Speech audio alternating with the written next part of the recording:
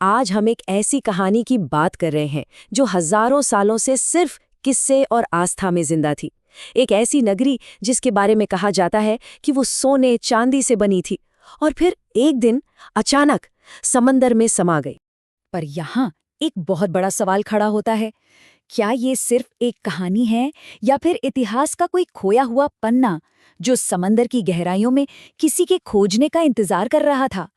चलिए आज इस रहस्य से पर्दा उठाते हैं। कहानी में एक नया मोड़ आता है साल 1983 में। गुजरात के तट के पास अरब सागर की लहरों के नीचे भारतीय पुरातत्वविदों की एक टीम को कुछ ऐसा दिखा जिसने सब कुछ बदल कर रख दिया।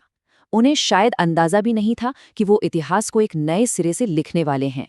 जैसे जैसे वो गोताखोर समंदर की खामोश नीली गहराइयों में उतरते गए, उनकी टॉर्च की रोशनी ने कुछ ऐसा उजागर किया जो कुदरती तो बिल्कुल नहीं लग रहा था। उनकी आंखों के सामने थे पत्थर के विशाल ढांचे, ऊंची ऊंची दीवारें जिन पर नक्काशी के निशान थे। ये साफ था कि ये एक पूरा का पूरा शहर था जो पानी में डूबा हुआ था, और सबके मन में बस एक ही सवाल गूंज रहा था, क्या ये भगवान कृष्ण की खोई हुई नगरी द्वारका है? अच्छा, इस खोज के मायने समझने के लिए हमें वक्त में करीब 5000 साल पीछे चलना होगा, उस दौर में जब इस महानगरी का निर्माण हुआ था। ग्रंथों में लिखा है कि जब कंस के ससुर जरासंध ने मथुरा पर 1-2 बार नहीं बल्कि 17 बार हमला किया, तब श्री कृष्ण ने अपनी प्रजा को बचाने के लिए एक नया और अभेद्य शहर बनाने का फैसला किया। कहते हैं उन्होंने समुद्र देव वरुण से प्रार्थना की। वरुण देव ने उन्हें 12 योजन, जो कि एक प्राचीन माप है, जमीन दी, और इस जमीन पर देवताओं के आर्किटेक्ट भगवान विश्वकर्मा ने एक शानदार शहर बसाया। इसके बड़े बड़े दरवाजों की वजह से इसका नाम पड़ा द्वारका, यानी द्वारों का नगर। भागवत पुराण के मुताबिक इस शहर में 9 लाख से भी ज्यादा आलीशान महल थे।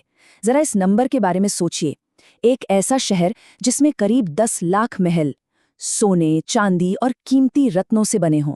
उस जमाने में ऐसी समृद्धि की कल्पना करना भी मुश्किल है। और ये कोई मामूली शहर नहीं था।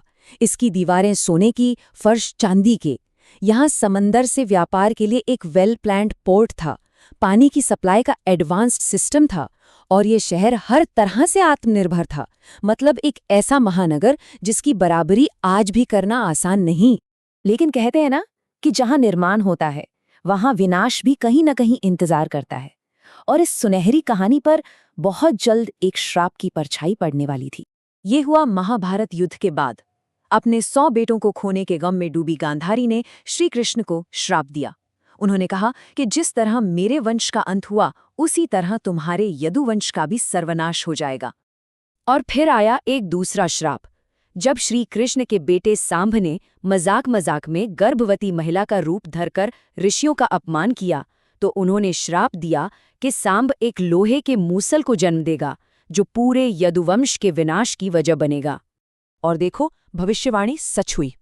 सांभ ने एक लोहे के मूसल को जन्म दिया जिसे डर के मारे पीस कर समंदर में फेंक दिया गया। फिर उन कणों को एक मछली ने खा लिया, और उसी मछली के पेट से मिले लोहे से जरा नाम के एक शिकारी ने तीर बना लिया। वक्त गुजरा, यदुवंशी घमंडी हो गए और आपस में ही लड़ भिड़कर खत्म हो गए, और आखिर में श्रीकृष्ण के इस दुनिया से जाने के बाद समंदर ने पूरी द्वारका नगरी को अपनी लहरों में समा लिया।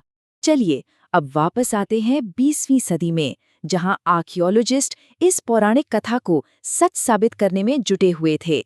ये खोज कोई 1-2 दिन की नहीं थी, बल्कि कई दशकों तक चली। 1963 में पहली बार खुदाई हुई। फिर 1979 में डॉक्टर SR राव ने भारत की पहली अंडरवाटर आर्कियोलॉजी यूनिट शुरू की। सोचिए, उन्हें लोगों के शक और पैसों की भारी कमी का सामना करना पड़ा। उन्होंने सिर्फ 800 रुपए से अपना ये मिशन शुरू किया था। सालों की मेहनत और 12 अभियानों के बाद आखिरकार 2001 तक एडवांस सोनार टेक्नोलॉजी ने समंदर के नीचे छिपे एक विशाल शहर का नक्शा बनाना शुरू कर दिया। अब जरा इस स्लाइड को देखिए, ये हिस्सा वाकई बहुत दिलचस्प है। एक तरफ महाभारत में लिखा है कि वो समंदर से घिरा एक मजबूत किला था, और दूसरी तरफ आर्कियोलॉजिस्ट को 560 मीटर लंबी पत्थर की दीवार मिली। ग्रंथों में भव्य महलों का जिक्र है, और यहाँ 30 से ज्यादा बड़े पत्थर के खंभे मिले। ग्रंथों में एक व्यस्त बंदरगाह की बात है, और यहाँ प्राचीन 3 छेद वाले लंगर मिले, ठीक वैसे ही जैसे उस जमाने के बंदरगाहों में इस्तेमाल होते थे। ये सिर्फ एक इत्तेफाक तो नहीं हो सकता है ना? अब मामला सिर्फ आस्था का नहीं रह गया था। ठोस वैज्ञानिक सबूत सामने आने लगे थे, जो इस कहानी को इतिहास का दर्जा दे रहे थे। 2001 से 2007 के बीच हाईटेक सर्वे ने समंदर के नीचे बड़ी-बड़ी नींव के पत्थर, पानी की निकासी और सिंचाई के सिस्टम के सबूत खोज निकाले। मतलब ये पक्का हो गया कि ये एक प्राचीन और बहुत अच्छी तरह से प्लान किया गया पोर्ट सिटी था। और फिर आया सबसे चौंकाने वाला खुलासा। कार्बन डेटिंग से पता चला कि यहाँ मिली एक कलाकृति 9000 साल पुरानी थी। ये बात सिर्फ द्वारका की कहानी को ही नहीं, बल्कि पूरे भारतीय उपमहाद्वीप के इतिहास की समझ को बदल देती है, क्योंकि ये तो हड़प्पा सभ्यता से भी हजारों साल पुरानी बात हो गई। और तो और जियोलॉजिस्ट ने भी ये कंफर्म किया कि हजारों साल पहले समंदर का लेवल अचानक और बहुत तेजी से बढ़ा था। ये टाइमलाइन ग्रंथों में द्वारका के डूबने के समय से एकदम सटीक मेल खाती है। जैसा कि इस खोज के हीरो डॉक्टर SR राव ने कहा था, मैं ग्रंथों को धार्मिक किताबें नहीं, ऐतिहासिक दस्तावेज मानता हूं। और उनकी यही सोच इस पूरी खोज की नींव बनी। और हाल ही में इसी साल फरवरी 2024 में प्रधानमंत्री नरेंद्र मोदी ने खुद इस जगह पर गोता लगाया। उन्होंने समंदर में मोर पंख अर्पित किए और इस 90 साल की लंबी खोज को पूरी दुनिया की नजरों में ला दिया। द्वारका की कहानी हमें ये सिखाती है कि आस्था और विज्ञान शायद दो अलग रास्ते नहीं, बल्कि एक ही सच तक पहुंचने के दो तरीके हैं। ये हमें याद दिलाती है कि कुछ कहानियां कभी खत्म नहीं होती, वो बस समंदर की गहराइयों में सही वक्त पर दोबारा जगाए जाने का इंतजार करती हैं। जय द्वारकाधीश।